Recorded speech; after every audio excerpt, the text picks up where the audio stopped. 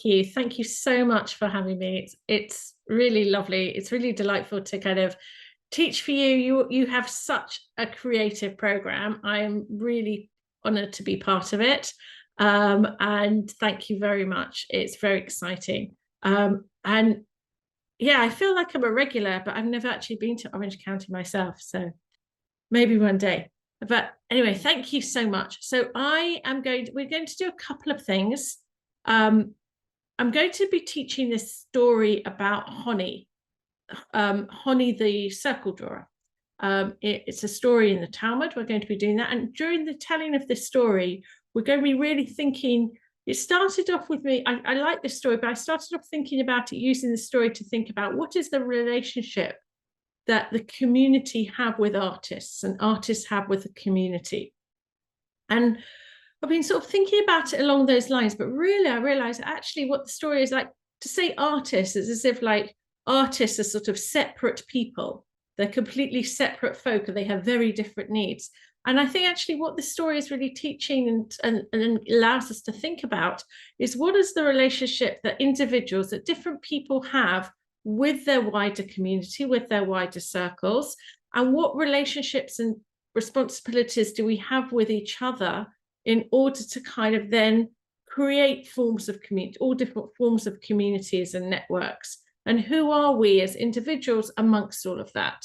So it kind of is a little bit about what's the relationship to the artists and the community. But I mean, personally, I think we're all kind of capable of all sorts of creativity and expressions and stuff. And some get to kind of call themselves artists, others don't get to call themselves artists. So maybe the tag who is an artist, we can get that out of the way. So it's really about like, what's the relationship that the individual has with the people around them and in terms of the communities and networks that we create. So I am going to, and I've called this a kind of draw, and it's going to be a drawing workshop. It's based on the story of Honi, who drew circles. And so that's actually what I want you to do. This is the first exercise. And I want you to, I just want to explain, I don't know how familiar you are, or like if drawing is part of like things you naturally do, you have a drawing practice, and that you're used to it, or you don't really draw that much. We're going to be doing drawings not to create anything pretty that you might want to put on the wall. Although I see somebody, who is that, who's got some lovely stuff on the wall? Barry. It's got some really nice stuff on the wall behind him. Anyway, and I'm also intrigued by Susan Hinton. You've got lots of beautiful frame things. Anyway, I'm getting distracted here. Right. So it's not about creating artwork that may have a life after you finish drawing. This is about drawing as a process of thinking.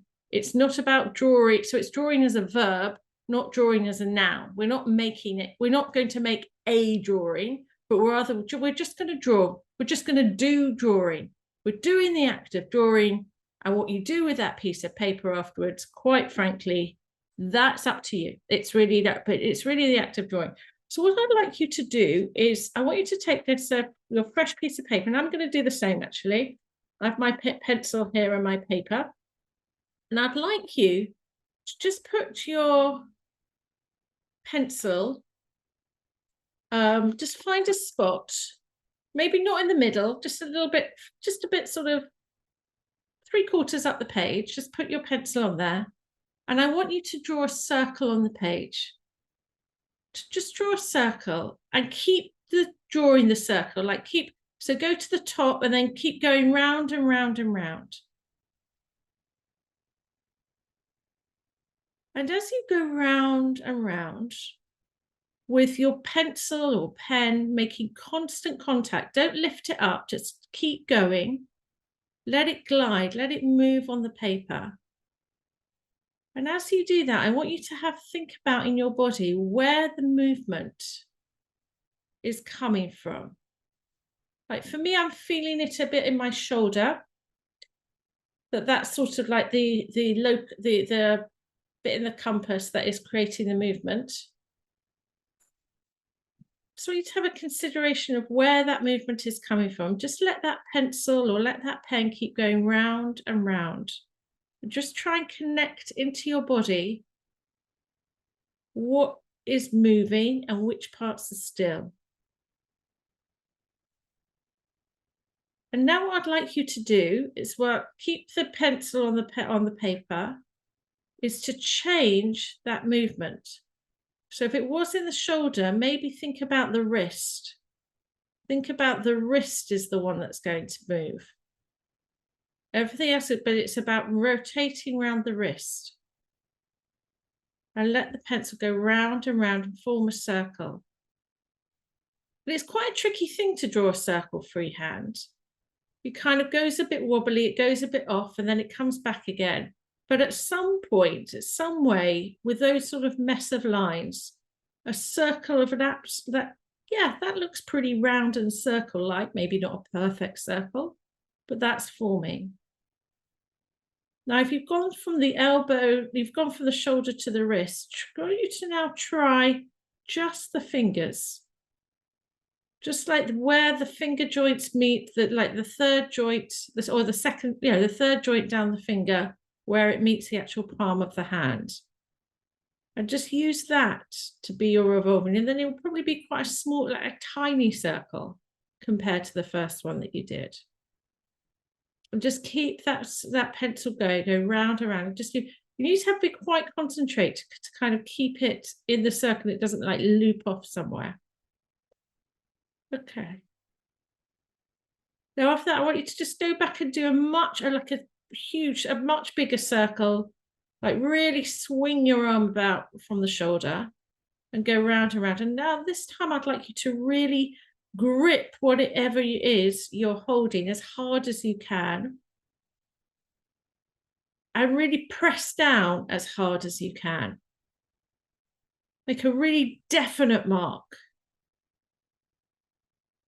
And then make a lighter mark, and then make a stroke. So vary kind of your pressure that you're putting on the paper. And as you're doing that, I want you to be conscious so that your body holding the pencil is leaving these traces, is leaving these circular marks. So you're leaving a trace of your body's movement on the paper. But I want you to also start to realize what's happening in return. So as you're pressing down on the paper and on the pen, and as you're pressing down on the paper and holding the pen, the paper is actually pressing back. The surface is pressing back into you. And you can feel that pressing down in your fingers as you're holding that pen tightly. The tension also, if you're holding it if it's really kind of a tough surface you're on, you'll feel that tension moving all the way up your arm, your shoulder, and sometimes if I'm drawing a lot, I will feel it in the back of my neck as well. And it's this sense of like through the process of drawing, we're leaving a trace of our body's movement on the paper, but that drawing has left a trace in our bodies as well, as we start to feel the kind of fatigue or feel the muscle strain of that work. I'll just do another couple of of turns around the page with the pencil.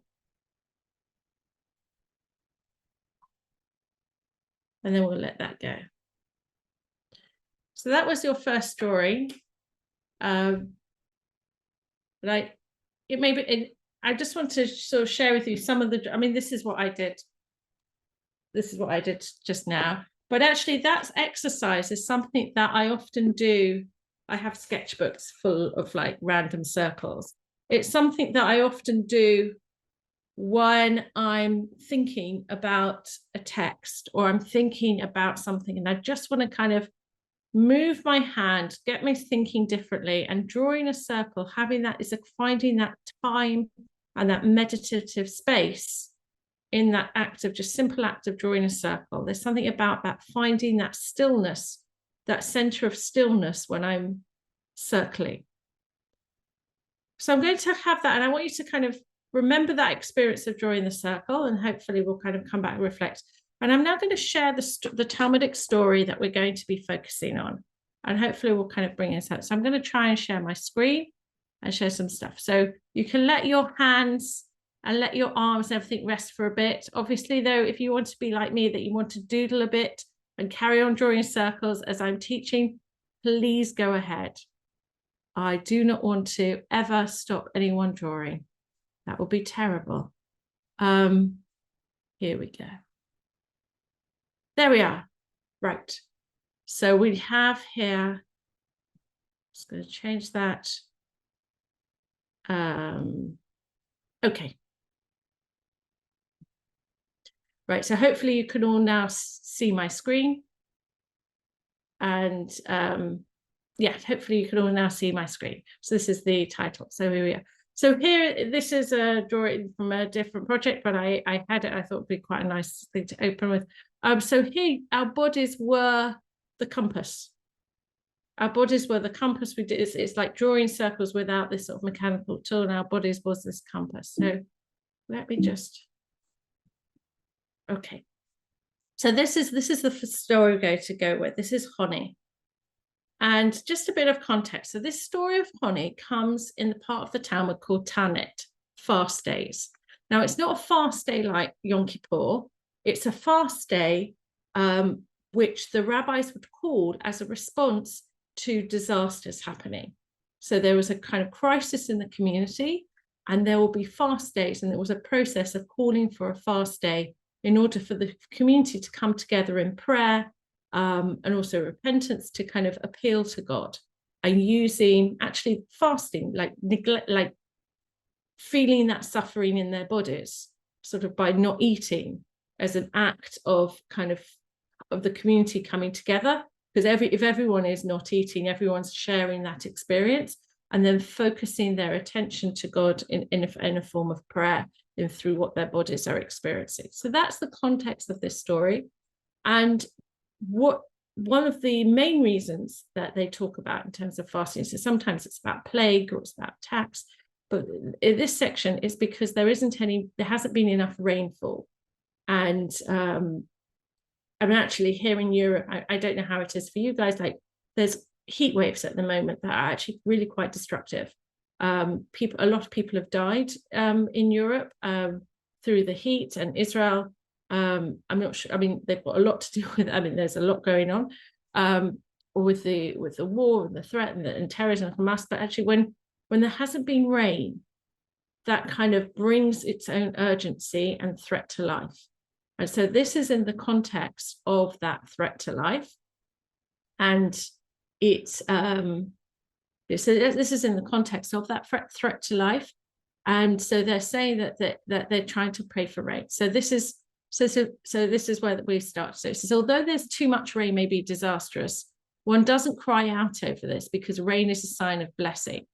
So this is talking about, like, can you pray for the rain to stop? Like, we pray for the rain to stop, but maybe too much rain can also be a bad thing. So there we tell the story. An incident occurred in which the people said to Honi HaMagal, Honi the circle drawer, pray that rain should fall. He said to them, go out and bring in the clay ovens used to roast the Pesach lambs, so that they will not dissolve in the water, as torrential rains are certain to fall.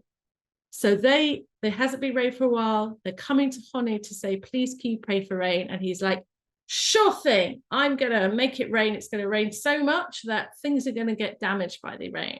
So you know what I'm going to do? Actually, I'm going to read the whole story through, and then I'm going to stop at different bits and talk about it. So I'm just going to read it through. So he prayed. Honi prayed, and no rain fell at all. What did he do? He drew a circle on the ground and stood inside it and said before God, Master of the universe, your children have turned their faces towards me, as I am like a member of your household. Therefore, take an oath by your great name that I will not move from here until you have mercy upon your children and answer their prayers for rain. Rain began to trickle down, but only in small droplets. He said, I didn't ask for this, but for the rain to fill the cisterns, the ditches and caves with enough water to last the entire year. The rain began to fall furiously. He said, I didn't ask for this damaging rain either, but for rain of benevolence, blessing, and generosity. Subsequently, the rains fell in their standard manner, but continued unabated, filling the city with water until all the Jews exited the residential areas of Jerusalem and went to the Temple Mount due to the rain. They came and said to him, just as you prayed over the rains that they should fall, so too pray that they should stop. He said to them, go out and see if the claimant stone, a large stone located in the city, upon which proclamations would be posted with regards to lost and found articles, see if that has been washed away. In other words, if the water has not obliterated the claimant stone, it's not yet appropriate for the rain to pray for the rain to cease. Simon ben Shetach, the Nasi of the Sanhedrin at the time, relayed to Honi HaMagal, were you not Honi, I would have decreed that you should be ostracized. But what can I do? You nag God, and God does your bidding, like a son who nags their parent, and their parent does their bidding without reprimand. After all, the rain fell as you requested. About you, the verse states, let your father and mother be glad, and let her who bore you rejoice. So here we have this story. The people need rain. They go to Honi. Honi makes the rain happen. And we also see at the end the kind of his relationship with the authorities. Like, they recognize that he does very positive things to the community, but they're not happy about it. They kind of go, look, we know you're special, but we don't really like it. And if you weren't so special, then we really don't want you in our community. And we are tolerating you because you've got this special status. And it's kind of cute, like, you know, you're beloved of God. But it's, anyway, and we also see a bit of his character. He is so confident he's going to bring the rain. But my first question, sort of reading this text slowly and carefully, because when I summarize the story, you summarize the story saying, they need the rain. They go to Honi. He does this circle thing and the rain comes. That's a summary of the story, but it misses out a key part, which is whose prayers get answered. And I just want to point out a line which might be surprising. And that is this. He prayed and no rain fell at all. So actually his prayers did not bring the rain. His prayers weren't successful.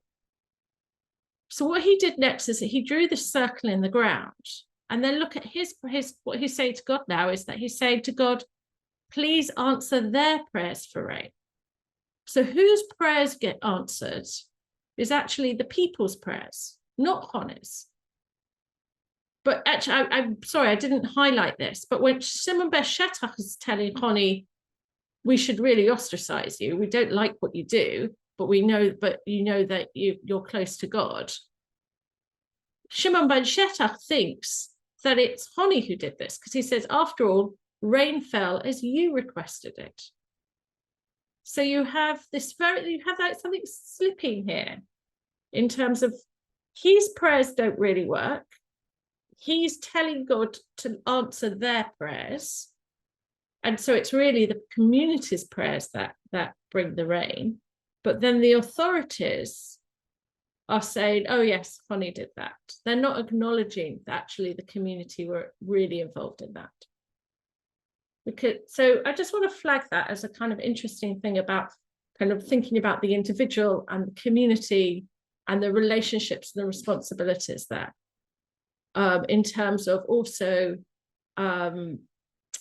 sometimes, like, you know, you have that the kind of like, here are the special ones, that things happen for them, and it sort of doesn't acknowledge the regular, ordinary, what we all regularly do, and actually how much that contributes to something going well or the success of a community.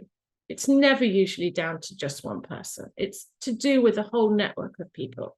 But the Shimon ben Shetach, the leader of the community, doesn't see it. He's about, like, it's about the individual. But we kind of, the way the story is written, it's got like that subversive little thing there. So about that, actually, it's not him who brought the rain, it's them. So anyway, that's the kind of first thing I want to bring out there about who is actually bringing the rain. Now, the next thing is, I mean, also got a question about how likable is he? But it's like, were you not Honi, I would have decreed that you'd be ostracized. And in a way, it's like kind of a question is like, why ostracize? why shouldn't, what does it mean that we don't really want you in our community? We're a bit suspicious of this circle drawing that you're doing. We're a bit suspicious of these drawings, these markings that you're making and what they're doing. We think, we know that you have a special status, and sometimes people who are doing something that isn't quite the normative practice are treated with suspicion, are treated like, we're not really, you don't really, like, you're supposed to do things according to a script. But you, Honi, you're doing these circle drawings, and we don't really understand it. We know that you're special, but we don't really want you in our community, but we're tolerating you. And then you've got this other thing, and then they've got, let your father and mother be glad that boy you rejoice. It's a kind of, I mean, but I think that there's something disturbing about this. Actually, we think you should be ostracized. This story is like this in Tanit. It does get repeated in the Talmud a couple of pages later. There's a kind of, there is a repeated story which is a bit longer, which actually compares Honi to Elijah, to Eliyahu Hanavi, who brought sacrifices on Mount Carmel as a demonstration of God. But that was bringing sacrifices outside of the temple, when according to Jewish law, that wasn't allowed anymore. Because once the temple was built, you're supposed to do all your God worship centrally in the temple, and to bring a sacrifice outside of that is breaking that. And there's a sort of, and there is a kind of there is a discomfort with Elijah doing this. I don't want to get it. It kind of gets very technically kind of in terms of what that story is really demonstrating. But it's interesting that he's being compared to Elijah in that both of them are breaking normative practice of that time in order to do this special thing. So that was kind of what I bring with this. So, but I want to think about this kind of, he's drawing a circle. What does it mean to draw a circle? Why would he draw a circle? What's it doing in that story? And I think there's a couple of things going on in like what happens when you draw a story. And hopefully maybe you felt it when you were following my instructions in terms of drawing a story. It's an act of kind of meditation. It's finding that still point. It's finding that, I mean, you were listening to my voice, so maybe it wasn't so still for you because you were following what I was saying. But when you're sort of just sitting quietly by yourself, drawing that circle, it's kind of can be a way of just finding that still point and finding that moment of meditation in order then he could then have that conversation with God. So perhaps the drawing of a circle is that. But there's another thing as well, is that drawing the circle is also a way of separating yourself.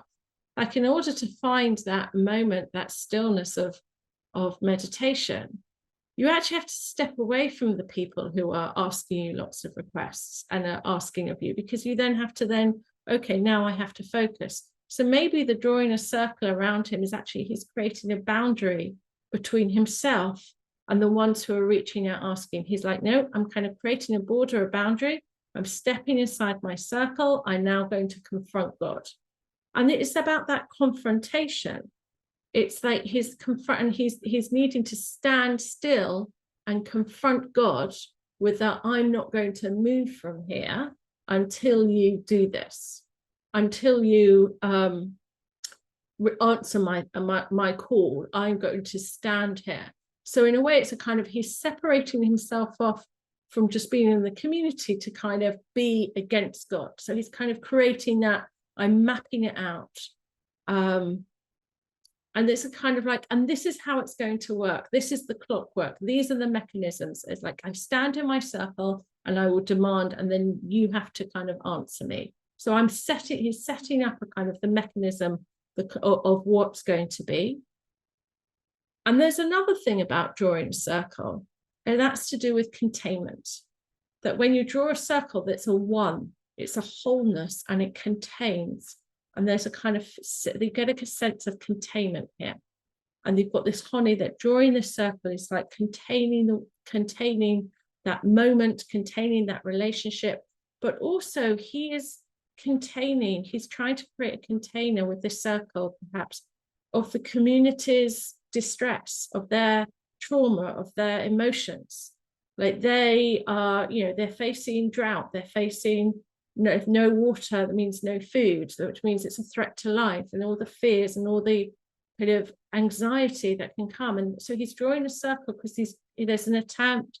So I'm going to argue that there's also an act of containment, that he's containing their worries, and that's also his role that he's doing with this circle drawing.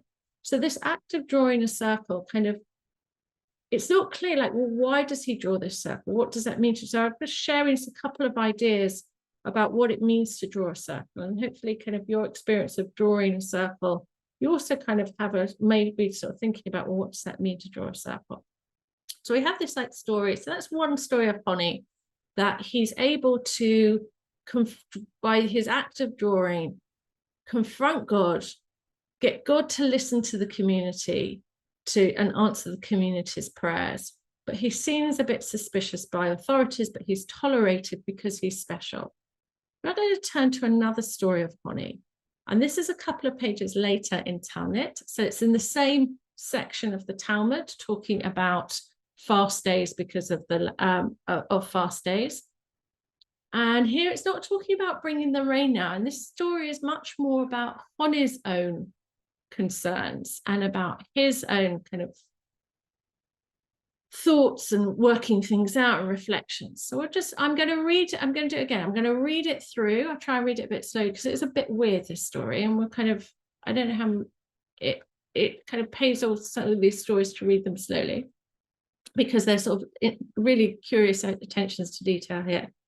And then I'll go back and I'll kind of, like I did before, kind of point out different bits. So here we have this in Talmud 23. So Rabbi Yochanan said, all the days of the life of that righteous man Honi, he was distressed over the meaning of the verse, the Song of Ascent, Shir HaMalot. When the Lord brought back those who returned to Zion, we were like those who dream, which is a line from Psalms. He said to himself, is there really a person who can sleep and dream for 70 years? How is it possible to compare the 70-year exile in Babylonia to a dream? One day, he was walking along the road when he saw a certain man planting a carob tree. Honi said to him, this tree, after how many years will it bear fruit? The man said to him, it will not produce fruit until 70 years have passed. Honi said to him, is it obvious to you that you will live 70 years and you expect to benefit from this tree? And he said to him, well, that man, he's talking about himself, I found a world full of carob trees. So just as my ancestors planted for me, I too am planting for my descendants. Honi sat and ate bread. Sleep overcame him and he slept. A cliff formed around him and he disappeared from sight, and he slept for 70 years. When he awoke, he saw a certain man gathering carobs from that tree. Honi said to him, are you the one who planted this tree? The man said to him, I am his son's son. Honi said to him, I can learn from this that I have slept for 70 years. And indeed, he saw that his donkey had sired several herds during those many years. Honi went home and said to the members of his household, is the son of Honi HaMagel alive? They said to him, his son is no longer with us, but his son's son is alive. He said to them, I am Honi HaMagel. They did not believe him. He went to the study hall where he heard sages say about one scholar, his halachot are as lightning and as clear as in the days of Honi HaMagel. For when Honi HaMagel would enter the study hall, he would resolve for the sages any difficulty they had. Honi said to them, I am he, but they did not believe him and did not pay him proper respect. Honi became very upset, prayed for mercy, and died. Rava said, this explains the folk saying that people say, Chavruta or matuta, either friendship or death, as one who has no friends is better off dead. So that is the story. It's very Rip Van Winkle. Like few cultures have this story of somebody goes off and sleeps for however many years and comes back to a transformed world. It's sort of Sleeping Beauty. Or so this is the Talmudic version of this person who sleeps for many years and returns. So let's just go through it. So it starts off that throughout his life, he's distressed about when people come back from Zion, we were like those who dream. Let's look at the beginning of it. And this question of like, is there really a person who can sleep and dream for 70 years? I don't think he's asking like, is it possible to sleep for that long? I mean, we've all kind of had good night's sleep, but for 70 years, that's not a good night's sleep. That's something else. But what does it mean to sleep and dream for 70 years? And to sleep and dream, like, what does it mean to sleep and dream? Because the Talmud talks about sleep as being a 60th of death. That when we're asleep, we're not conscious, but yet we still exist. We dream, so our imaginations are still there, but we're not active. The sleep state is rather strange, and there's this question. I thank my dear friend Rabbi Zahavit Shalev for this insight. She talks about sleeping and dreaming is a disturbing kind of interruption for our idea of our continued self. That we kind of, when we're awake and we have a continued sense of self, of identity, of this is who I am, and we're conscious of it. But when we're asleep, our body is there and we exist, but we don't know it. We're not aware of, like, something can happen in the night, but we've slept through it. Something might happen to us, but we might sleep through it. We will miss things. Like, who are we when we are asleep? We have a bracha, we have a blessing when we say in the morning about our souls being returned to us. So there's definitely in the rabbinic imagination that our souls kind of have a little wander when we're asleep. So where do we go? Who are we when we're asleep? And are we the same person when we wake up? And that's his question, is like, these people who went into exile and have returned, are they really the same people? Is there really a continued identity in the community that can span that sleep, the dream? How can that be? How can that be the same community that comes back? How can that be the same people that come back? Where do you go when you go to sleep? Who are you? I don't know if you've ever had the experience of going under general anesthetic. But sometimes it can be quite disturbing to kind of come out of a general anesthetic and know that certain things has happened to your body that you will never have any knowledge of. But they've happened because hopefully the operation or whatever was a success. But it's still like, you go to sleep, you go under anesthetic in one room, you wake up in another space. Your body was moved from one to the other, but you have no conscious memory of that. And there's something disturbing about that. There's no continued self. So this is what Honi is. I think this is what Honi is distressing him. Is like, what is the continued self in different states of wake and of asleep? The other thing I want to kind of think is this question here of, like, Honi seems to not understand about how trees work in terms of you only do things if it's of immediate benefit to yourself. And this kind of idea, like, are you really going to live long enough to benefit from your own tree? Is it happening in your lifetime?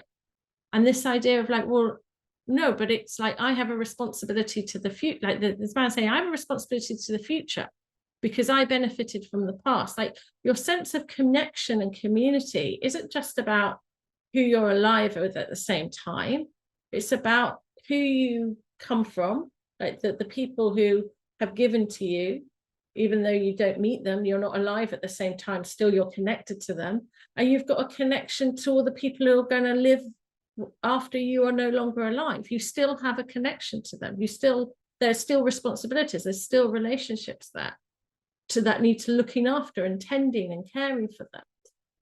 And this sort of sense of like, oh, you only do things that is going to benefit you in your lifetime. There's a kind of very narrow sense view of it, but it's not such a weird thing. I mean, it seems like, oh, what a selfish person, but we have stories in the Tanakh. I'm thinking of King Hezekiah was told by the prophet Isaiah that the people will go into exile and the temple will be destroyed.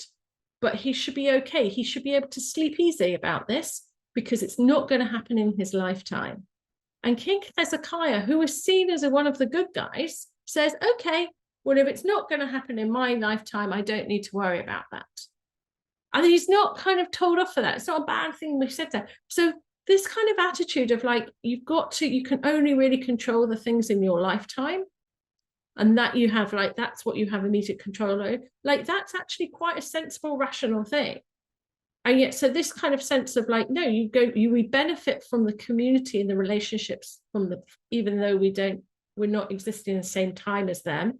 And we also have a responsibility to people who are not who are later time. So it's kind of his questioning this kind of where he fits with the kind of forwards, backwards in time. So I just wanted to kind of point that out. And another thing to say here is this thing is like, so he's questioning that. So he sits and he eats bread and sleep overcame him and he slept. And then he has this clip. So it's not clear in the Talmud if he intends to sleep for 70 years or it happens to him. Is he choosing this? Is he choosing to go through this experiment? Or does it happen to him in a kind of God, the kind of missing character in the story who's controlling it? Is there some sort of punishment or some sort of, okay, honey, we're going to make you go through something to teach you something?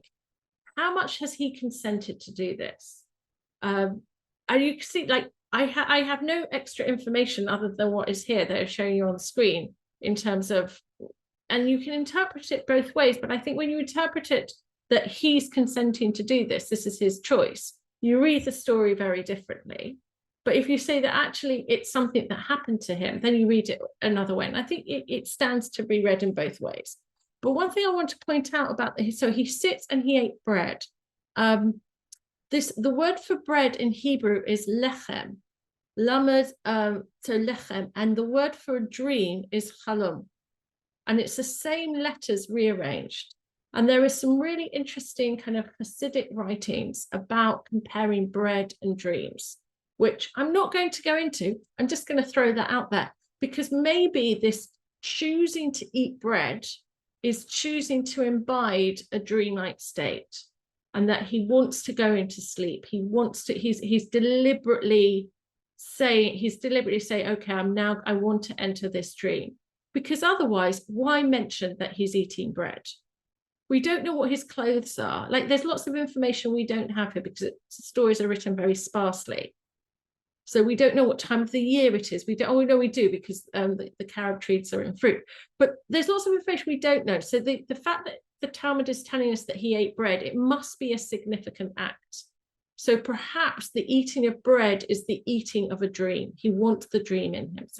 So it's kind of, he's choosing this. Would be that, could lead to that reading. If you don't want to buy it, that's fine. It's ambiguous here. So sleep, and he slept. This cliff forms around him, and then he has this conversation. I like the detail of the donkeys. I'm not really going to go into that, but I think that's a nice little touch, is that he recognizes his donkeys. These donkeys. Anyway, I think that's, maybe he had very distinctive donkeys. Who knows? But here we have, so he sleeps. And he goes to this thing where he's not recognized. And he's not recognized at home, but then he goes to the study hall, and he hears how they talk about him, and he is remembered in the study hall, but look at what he's remembered for. The rabbis say Honi HaMagal would enter the study hall when he would resolve for the sages any difficulty that they had. But what did we learn from the previous story about what Honi did? That's not what Honi did. Honi didn't resolve disputes amongst the sages on different aspects of Jewish law. Honi resolved difficulty in the relationship between the people and God. That was Honi, not between the rabbis. The rabbis didn't particularly like him. The rabbis wanted to ostracize him, but he's been remembered not for what he did in his lifetime, but the rabbis are choosing to remember him a different way. And so they say, well, I'm him, and they don't believe him because actually they've projected a different Honi onto his name. And they're not paying him proper respect. They're not giving him who he was. They're not understanding. He's not recognizing the Honi that they're saying he was. He's not got the proper respect. And he's comes very upset. He prays for mercy and he dies. I mean, the other thing to say about this, I mean, it's very tragic. It's very sad. But I would also say it's like he doesn't know, they don't really know him, and they don't really know what he really did for the people. He did this act of bringing of confronting God with his circle drawings and forcing God to answer the people's prayers. But he's been remembered in a difficult way. And sometimes they kind of think about like what's your legacy? How much are you going to be able to control how people remember you? The people who come after you, who are going to eat from the carob trees that you plant. Can you control it? You can't really control it. You can hope that like your actions, people understand your actions, but what's your relationship to that? And one of the things I wanted to point out with Honi, and this kind of, it's not that they didn't pay him respect, because they do respect Honi HaMagal. They're talking about Honi HaMagal in a very positive way, but it's just not him. And he doesn't recognize himself there. He has no continued self from who he was. And not only does he not recognize, they don't recognize him, he doesn't know them. He's out of time. He doesn't know these people. And one of the things I'm really struck by in the previous passage is the prayer when he prays to God. He says to God, the people are praying. The people are praying, God, so you better listen to them. And it's like he has trust in the community around them. He's like, they're good people. They're praying to you, God. And he's like the relationship there he has with the people of his time, where they go to they go to him with what they need, and he respects them and he listens to them and he responds to them. But with these, he's now out of time. He doesn't know them. They don't know him. And he is disconnected from that time. And so this chavruta or matuta, either you are connected with people, or it's as if you're dead, as if you're, which is, it's a shocking thing to say, to kind of this, and loneliness is a huge problem in society. Like, what does it mean to be, and that loneliness can harm people physically as well as psychologically. And so the bonds to kind of really get to know and be entwined in each other, that actually to know and understand different people's needs and distresses, and be able to know when you have the resources, to be able to respond. So you are connected with people. He responded and was at the service of people who he knew and trusted, and they knew what he could give them. He's now in a situation where they don't know what he's capable of. He doesn't trust them. It's a horrible story. It's a very sad story, that the way his life ends here in the Talmud. And so it has those questions of that. But this phrase of chavruta or matuta, it's become quite a fellowship or death. Actually, it was picked up by the artist William Morris in the arts and craft movement in the Victorian times, fellowship or death. And you sometimes see that this is attributed to William Morris. And I kind of go, no, it was in the Talmud way before William Morris. So where William Morris got it from, I don't know, but I find that really interesting. But this saying about this connected friendship or death, and it reminded me of another thing about friendship or death. So here we have this. It's another one of my drawings, the circle drawings of the circle, the friendship, like what circles are we in? The circle, the sort of living circles and connectedness here. And either you're in the circle and part of that dynamic, or to be separate from. And it reminds me, actually, this is from the Talmud in Brachot, which talks about all different types of blessings. And it says here about, like, Rabbi Yoshua ben Levi says, if you haven't seen a friend after 30 days since last seeing them, you recite Shehechiyanu, the Shehechiyanu v'kiyimani v'higiyanu v'zman hazeh. That, you say, gives us and sustained us and brought us to this time. And one who's seen their friend after 12 months recites Techiyat HaMetim, the one who revives the dead. As Rav says, a dead person is only forgotten the heart after 12 months have elapsed. As it's stated, I'm forgotten as a dead man, out of mind. I am like a lost vessel. And with regard to the lords of lost objects, it's human nature to despair a recovering a lost object after 12 months. So like if you've lost something, you haven't found it for 12 months, it's as if it's gone for you forever. So it's comparing that to a friend. Like if you haven't seen your friend for 12 months, it's as if they've gone forever. So when you come back and see them, then it's as if they've come back from the dead. I find it very interesting, this idea of lost objects, by the way. If you remember the first story, it had the claimant stone. The claimant stone was the sort of public notice board in the square where people would kind of go, I found a hat, blah, blah, blah. And then someone would go, oh, yes, that's my hat. Or like, it's the equivalent of the family of the community WhatsApp group where you kind of you post like what's lost and found. And it's a way of people connecting.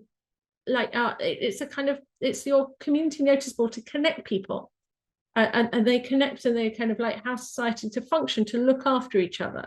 So your stuff isn't just your responsibility to look after it, but if I find your stuff in the street, I have responsibility to hand it back to you because you're going to be distressed, and I can help you relieve your distress. So I find it really interesting that we're back into the world of lost objects, which was hinted in the previous story. But anyway, so we have this very nice story of like, oh, it's like that. I actually think it's funny because the Talmud talks actually a story which goes a bit wrong at the end, which is kind of quite amusing just to bring. So the Talmud relates, Rav Papa and Rav Kona, son of Rav Shur, once walking along the road, when they met Rav Hanina, the son of Rav Ilka. They said to him, when we saw you, we recited 2 blessings meeting you. So blessed who have shared God's wisdom to revere God. That's the blessing you say when you see a very wise person. And who has given us life, because they hadn't seen him for over a month. They said the Shehechiyanu one. And he said to them, I too, once I saw you, considered in my life. I saw you, and I think that you are equivalent to 600,000 of the house of Israel. So I recited 3 blessings over you. They're doing one-upmanship about who is frummer, who is more religious. You only said 2, but I'm going to add a 3rd one. I recited the 2 that you've said. I knew about that, but I've added one. It's a strange rabbinic poker going on here. I see you and I raise you, but they're going to raise you with this other blessing, a blessing who knows all secrets, which is the blessing on reciting when you see 600,000 Israelites. You say God knows all secrets, saying 600,000, and they just looked at him and went, oh, are you all that clever? And they fixed which is rabbinic sarcasm, like, oh, aren't you so clever? And they fixed their gaze upon him, and he died. And that's true. So it's kind of funny little kind of like, it was all kind of very nice and beautiful. You haven't seen somebody for 12 months. It's as if they've come back from the dead. It's a very beautiful idea that it gets picked up in Hasidic thought. And this is attributed to Rabbi Pinchas Koretz and Rabbi Shmecha of Nicholsburg, which, by the way, my family name was originally Nicholsburg, and my grandfather shortened it. And I'm not sure I'm from Nicholsburg. It's probably, that is where the family is coming from. Anyway, never mind. Moving on. But this is a very beautiful idea. It picks up this line in the Talmud about if you haven't seen somebody for 12 months, you say Techiyat HaMetim, God's revived the dead. And it says, well, what has died? And it says, everyone has a light burning for them in the world above, and everyone's light is unique. When 2 friends meet, their lights above are united, and out of that union of 2 lights, an angel is born. That angel has the strength to survive for only 1 year, unless its life is renewed when the friends meet again. But if they are separated for more than a year, the angel begins to languish and eventually wastes away. That's why a blessing of the dead is made upon meeting a friend who's not seen for more than a year. It's the Techiyat HaMetim, is that you're reviving the angel. So our friendships have an angel. There's like an angel looking after, not I don't know looking after, but there's an angel created by our friendships, our connections, and that they need tending to. our friendships, our relationships need constant contact to keep them alive and to keep them going. I think it's a really beautiful idea. And I'm going to kind of looking at the time, so I've kind of finished my thing. And this sense about this connectedness between, like in our circles of connection and here. This is a poem from Primo Levi. It says, "Dear friends," and I say friends in the broad sense of the word, wife, sister, associates, relatives, schoolmates of both sexes, people seen only once or frequented all my life, provided between us, at least for a moment, a line has been stretched, a well-defined bond. I speak for you, companions of a crowded road, not without its difficulties, and for you too, who have lost soul, courage, the desire to live, or no one, or someone, or perhaps only one person, or you who are reading me, remember the time before the wax hardened, when everyone was like a seal. Each of us carries the imprint of a friend met along the way. In each, a trace of each, for good or evil, wisdom or folly, everyone stamped by everyone. Now that the time crowds in and the undertakings are finished, to all of you, the humble wish that autumn will be long and mild, where we have like benevolent rain. I love this poem from Primo Levi. I love the line of like, the people we meet, the friends we have, leave traces in us, and we leave a trace of us in them.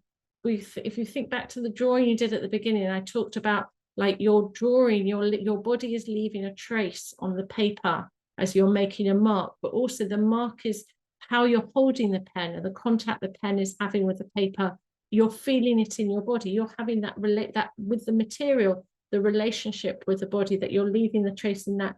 That is what we do to each other. We affect each other. I love that he says, actually, it's not all good. Sometimes it can be evil, and sometimes it can be folly. And sometimes you can be very sarcastic and you end up giving them a withering look, and they just crumble, like we had in that previous in that text about the rabbi who thought he was so clever. But so we can kind of affect each other for good and for bad, and how we build society. We can kind of affect each other in our circles, but knowing which circles are we in, and that we are connected to each other, and these overlapping. And this, I kind of returning, this is an invitation, it's an offer to spend the last couple of minutes now drawing circles, but not drawing circles like conceptually, but drawing circles that can overlap, that can be messy, and to think about the circles of connection of like yourself, family, community. Sometimes you're connected to this one. Some circles of connection are strong and some are weaker, some have overlaps, but how they are. And I want to just finish with this quote from Theodore Zeldin from his Intimate History of Humanity, which is talking about this kind of the potential that we have when we create these circles, when we create these communities and these connections. So he says it's in the power of everybody, with a little courage, to hold out a hand to someone different, to listen and attempt to increase, even by a tiny amount, the quantity of kindness and humanity in the world. But it is careless to do so without remembering how previous efforts have failed, and how it's never been possible to predict for certain how a human being will behave. History, with its endless procession of passers-by, most of whose encounters have been missed opportunities, has so far been largely a chronicle of ability gone to waste. But the next time two people meet, the result could be different. That is the origin of anxiety, but also of hope. And the hope is the origin of humanity. So thank you. I'm going to stop sharing now. I apologize, I didn't see the... Thank you. Don't worry. I was looking at the chat and I'm going to jump just into a couple of questions so that we're on time. And thank you. It feels like a very delicate reminder of kindness and the importance of our small circles in life, while the larger circles can be very daunting to even deal with these days. So just a few questions. There was one mentioning of a kind of common question that maybe Shimon ben Shattach was jealous of Honi HaMe'agel and his relationship with God and the people. I think that's yes, that definitely that could be there.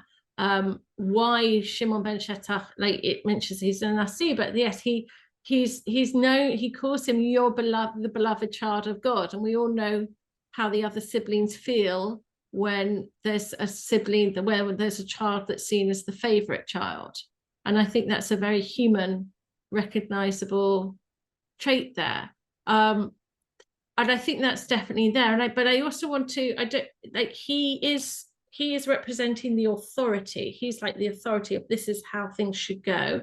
And the comparing him and comparing Honi to Elijah is about this kind of, he's doing something that wasn't, that's not officially what you're supposed to do, but there's a reason for it. I think it's interesting because in that, when it had the comparing to Elijah, he doesn't seem to get, Shimon ben Shetach comes across slightly warmer towards Honi. I find it really interesting in this version of the story, the comparison with Elijah isn't there. And Shimon ben Shetach is really kind of upset and is like, well, it's only because you're this. But I also, one of the things I want to say is like, Shimon ben Shetach wants to ostracize him, wants to kick him out the community. And actually in the later story, that's what happens. Honi does get ostracized. He actually gets ossified. He gets like this stone kind of comes around him. So it's like a nice kind of sound pun in English anyway. But he does become separate. Like Shimon ben Shetach is saying, we don't want you in the community. And actually, Honi, by going to sleep for 70 years, does step out of the community. And he doesn't make it back. He can't find their points of connection back. Yeah, I'm going to ask one more question, even though we'll go a few minutes over time. Oh, I'm sorry. It's okay. Do you think, I mean, it seems that Honi doesn't like get the normal way of things, especially in the second story. And do you think it's either or, like if the artist or that special person are able to have that trust, does it come at the expense of realizing the normal way of things and being misunderstood, or can those things be together? I don't know. I think it's an interesting question. I think it's an interesting insight. And like both of them, he's stepped out of the normal. That he's like the everyday fact of like you plant a tree, your grandchildren are going to eat it. Like that's just how things are. But I think his question though about is it really the same people that came back from exile? How can you have a continued self when you have been asleep? Can you connect to who you were when something is missing in you? I think that is a very profound question that many of us kind of at different times in our life have those dark moments and can't quite relate to the person we were before then and after. And I'm very aware that we're living in a time of great trauma, and sometimes we have a before and after that, like we have it's and can we connect back to who we were before October the 7th, who we were before, like whatever that date is for you individually on your own kind of ups and downs of life. And I think that question about you're asking questions, I think that's a very profound question. And I think also that it's a sense of individuals go on journeys, but communities sort of contain and hold together. And can the community contain and hold together people who are going through those difficult journeys? And yes, in these Talmudic stories, that couldn't. But I think I would like to hope that our communities can be a bit more flexible with and not so gatekeeping. Because that's the other thing about a circle is that it excludes. Can we have open circles? We need circles, we still need communities, but what the gatekeeping is. And gatekeeping in the Talmud sets us off in a different direction altogether. Thank you. I mean, there are more questions and comments, but we're gonna stop here. Thank you very, very much. Thank you everyone for being here. And we're looking forward to seeing you on more online programs. Toda rabah. Okay, thank you. Thank you for having me.